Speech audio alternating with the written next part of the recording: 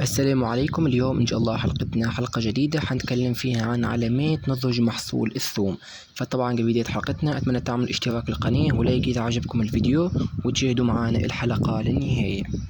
طبعا في علامات لازم تظهر على نبات الثوم، وبالتالي لازم يتم حصاده. لو لقيت هذه العلامات تقوم بإزالة الثوم بالشكل هذا وبعدها ما تلاقيش إنتاج، فلازم طبعا نعرف في موعد وفي علامات تظهر على النبات وحتعرف بها إنه الثوم صار جاهز للحصاد وممكن طبعا تقوم بحصاده. طبعا في نقطة مهمة لازم اتكلم عليها، انه بداية انتاج الثوم تكون بعد 3 اشهر من الزراعة، يعني ممنوع انه احنا نحصد النبات قبل شهرين او قبل 3 اشهر. لازم على الاقل يكون النبات موجود في التربة اكثر من 3 اشهر.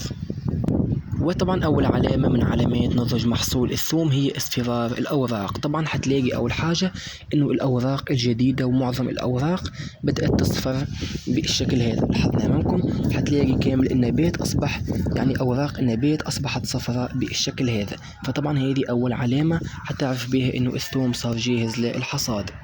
طبعا ثاني حاجة حتلاحظ ذبول في ساق النبات، يعني حتلاقي ساق النبات هذه مش خضرة بالشكل هذا، حتلاقي في ذبول صار عليها وأصبحت رقيقة جدا. وبالتالي لو صارت بالشكل هذا الساق فأعرف إنه يعني الثوم صار جاهز للحصاد. فطبعا هذه ثاني حاجة. وطبعا ثالث علامة وهي مهمة جدا وأغلب الناس مش بتلاحظها، طبعا هي تشقق في مستوى التربة. يعني حتلاقي إنه التربة بالشكل هذا في تشققات على سطح التربة، وبالتالي بداية تكوين فصوص الثوم. فطبعا هذه 3 علامات حتعرف بها، لو لقيتها على النبات حتعرف إنه الثوم صار جاهز للحصاد. وطبعا ممنوع إنه إحنا نقوم بحصاد الثوم لما تكون الأوراق خضراء بالشكل هذا.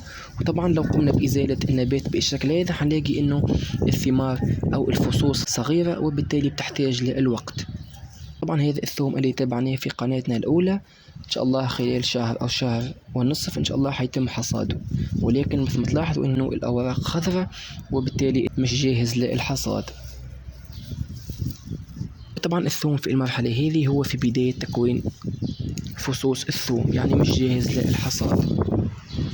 فطبعا لو عندك ثوم ولقيت عليه العلامات هذه فلازم تقوم بحصاده، ولكن لو الثوم مازال بالشكل هذا فما تقومش بحصاده.